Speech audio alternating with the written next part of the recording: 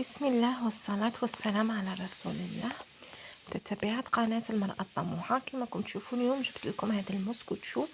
يعني بعد نشويه على المالح مالح مالح طواجن كاع. اليوم قلت نشارك معكم حاجة حلوة، قلت نشارك معكم هذا المسكوتشو. انا ينجح لي ويخرج بزاف شباب، يخرج كيما هكا، يعني يجي مجمر، يجي هشيش طري خفيف بنين معسل مشرب، يجي شباب بزاف. ننصحك يعني تجربيه، وغادي نشارك معكم جميع المقادير، عفوا طبعا المقادير وطريقة التحضير. شوفوا هنا بعد ما قسمتها كيفاش جا. بالنسبه للمقادير وطريقه التحضير كما كنتوا تشوفوا، غادي ندير من كل حاجه 12 مغرف. جيت للبيض، حاجه الاولى درت 2 حبات بيض بدرجه حراره المطبخ. غادي دروك نجي ندير 12 مغرف من السكر، دارت لي كاس تاع ام وليد كما كتشوفوا. وغادي نزيد ندير 2 تاع لي ساشي يعني وزن 50 غرام، يعني 100 غرام تاع لافاني. البنات اللي عندكم تاع يعني تاع الميزان ولا تاع القبصه، ديروا مغرف صغيره. ونبقى نخلط بالباتور. اللي ما عندهاش الباتور دير بالفويه عادي. علاش؟ باش يعني حنا هنايا الهدف تاعنا انه هذاك السكر يذوب معنا. شوفوا هنايا نبقى نزيد في الزيت تدريجيا هكا، باش يعني الزيت يندمج غايه مع المكونات. كما تعرفوا الزيت وحاجه سائله اخرى، الزيت يطفو يعني كيف تعرفوا ما يتسيبارا مع حاجه سائله. الوغ حنايا قلنا يعني نخلط فيهم كامل مع بعض بهذه الطريقه. زدت انا ثاني كذلك، عفوا كذلك الحليب. درت 12 مغرف وغادي نبقى نخلط بهذه الطريقه. نخلط جميع المكونات. ومن بعد ما يعني خلطت السوائل، اش غادي ندير؟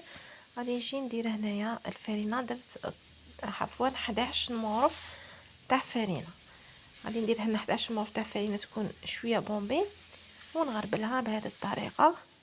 نغربلوها هكا باش نتفادوا يعني كاش الجير، كاش مش تعرفوا حشرات، مش تعرفوا يعني واش يجي من المصنع.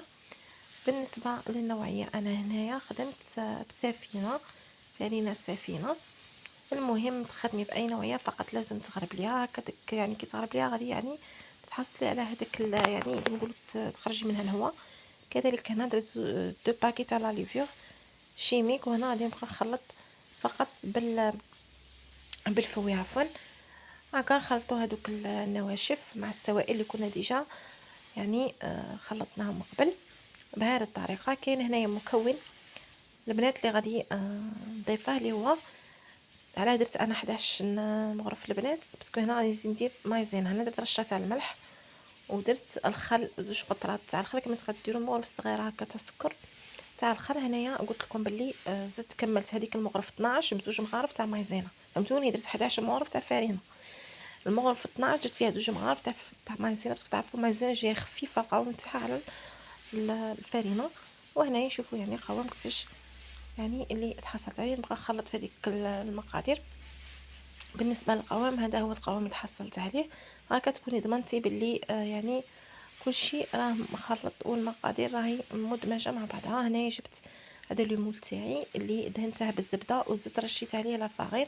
وهنايا نص كوب هذيك لاباغي اللي ولا المكونات اللي كنت حضرتهم خلطتهم معكم. نستعين بلا سباتول كما تعرفوا باش هكا يعني يعني ندو كامل هذيك الكميه تاع لاباغي تاعنا. هنايا نبقى نخبط فيه بهذه الطريقه. وهنايا مباشره غادي نروح نديره في الفور، وما غاديش يكون شاعله ديجا على الفور، لا يعني شعلت عليه مع الوقت اللي دخلت فيه المسكوتشو تاعنا. شوفوا هنا كيفاش طاب، كيفاش حمار، يعني خليته طاب من تحت حوالي 45 دقيقه. ومن بعد تبقاي تشوفيه حمار من فوق، تعاود طلعيه من فوق 5 دقائق فقط يحمر، تعاودي تقليه. هنايا راه حامي وخرجته من الكوشه مباشره. جيت حاولت نقلبه هنايا،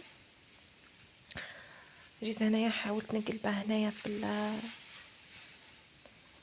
باش يعني نقوموا بالتزيين تاعو. هنا كان حامي، كنت نحاول يعني نقلها. بعد غادي نقلبه في الصحن اللي غادي نقدم فيه المسكوتشو تاعنا. شوفوا كيفاش يجي منفخ، يجي بومبي، يجي خفيف هشيش.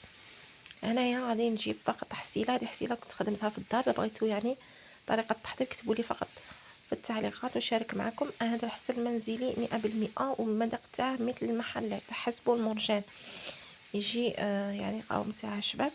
انايا بالبانسو نبقى نشرب في المسكوتشو تاعي.